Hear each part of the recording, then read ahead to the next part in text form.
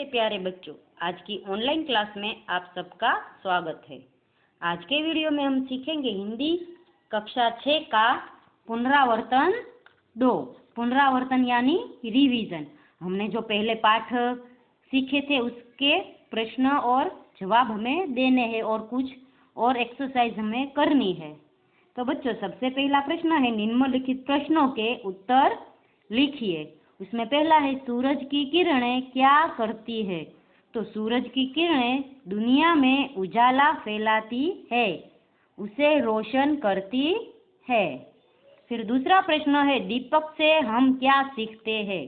तो दीपक से हम यह सीखते हैं कि दुनिया का अंधेरा दूर करना और दुख दूर करना। रेशमा ने अपनी माँ के काम में किस तरह मदद की?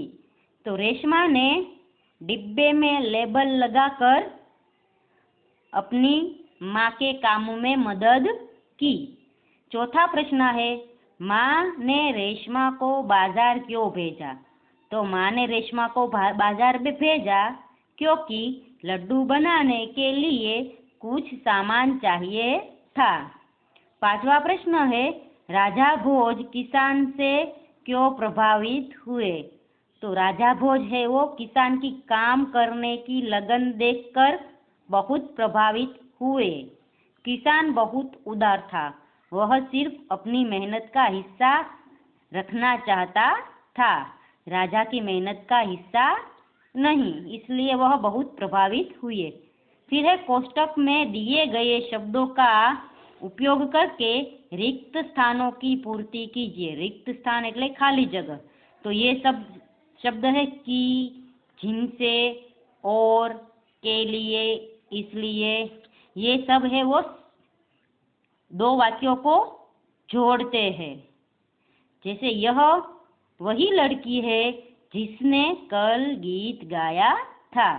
दूसरा है, अध्यापक जी ने बताया कि कल विद्यालय में अवकाश है। अवकाश यानी छुट्टी है। उसने बेईमानी की, इसलिए नौकरी से निकाल दिया गया। आगे है, निर्धारित तिथि और नक्षत्र में मुझे विशेष जड़ी बूटियों को लाने के लिए घने वन में जाना होगा। आगे का प्रश्न है, निम्नलिखित वर्णों से प्रारंभ होने वाले अन्य शब्द बनाए। जैसे अ से प्रारंभ होने वाला आम, अवर्ण है तो अवर्ण से प्रारंभ होने वाला आम, अनार, अमरूद, अचानक, आराम। फिर है, ह से शुरू होने वाला हितेश, हिम्मत, हैरान, हरी भरी, हमारा। फिर म से शुरू होने वाला माँ, मनाना, मान, मेरी, मुस्कुराहट। फिर द से शुरू होने वाला दाग, दामन, दादा, दमन, दुश्मन। फिर ब से शुरू होने वाला बचपन, बाहर, बेजान, बर्बाद, बहुत। फिर है द्व से शुरू होने वाला द्वार, द्वारकेश, द्वेष, रुद्रद्वार ने द्विधा।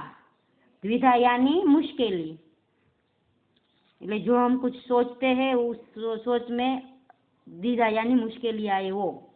फिर है, समान तुक वाले शब्द बनाकर लिखिए।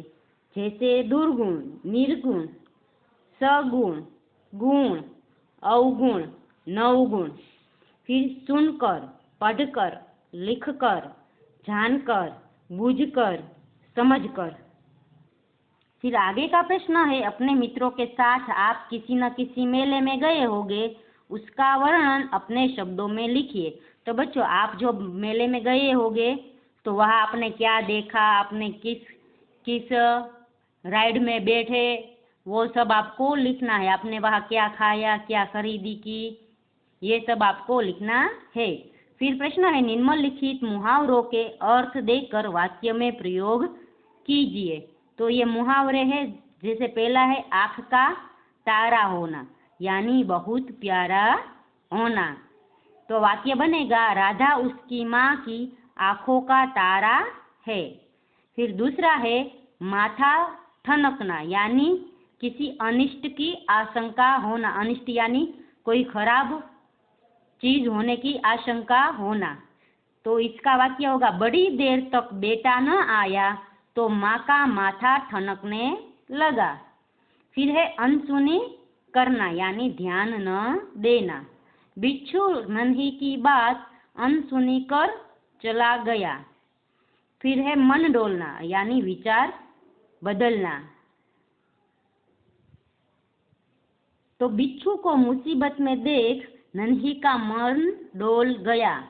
आगे का प्रश्न है, निम्नलिखित वाक्यों का वचन परिवर्तन करके फिर से लिखिए। वचन परिवर्तन यानी एक वचन का बहुवचन और बहुवचन का एक वचन।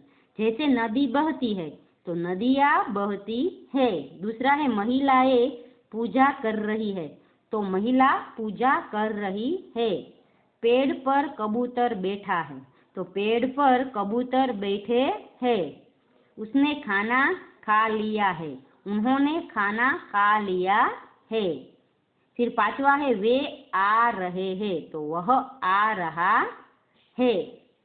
आगे का प्रश्न है, निम्नांकित संकेतों को पहचान कर उनके नाम लिखिए।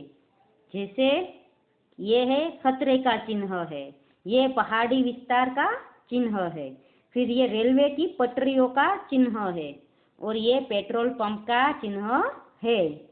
आगे है निम्नलिखित काव्य पंक्तियों का भावार्थ लिखिए। भावार्थ यानी ये काव्य पंक्ति दी गई है, इसमें इस पंक्ति में क्या भाव प्रकट होता है, इससे इस पंक्ति से हमें क्या सीखने को मिलता है और ये पंक्तियाँ क्या कहती है, इसका सार क्या है, ये लिखना है। जैसे दीपक को देखो कैसे यह हरदम जलता रहता है, अपना अंतर जला जला कर रोशन जग को करता है। तो यहाँ पे कहा गया है कि हमें दीपक से हरदम जलना यानी दूसरों की मदद करना सीखना चाहिए। भले ही हमारा नुकसान हो या हमारा बुरा हो या तकलीफ मिले, फिर भी दूसरों की मदद करना नहीं छोड़ना चाहिए। आगे का प्रश्न है, निम्नलिखित शब्दों का वाक्य में प्रयोग कीजिए। तो पहला शब्द है सूरज, तो उसका वाक्य बनेगा सूरज रोज निकलता है। दूसरा है धरती, तो धरती पर फूल पेड़ पौधे उगते हैं। फिर है पेड़, मेरे घर के पास आम का पेड़ है।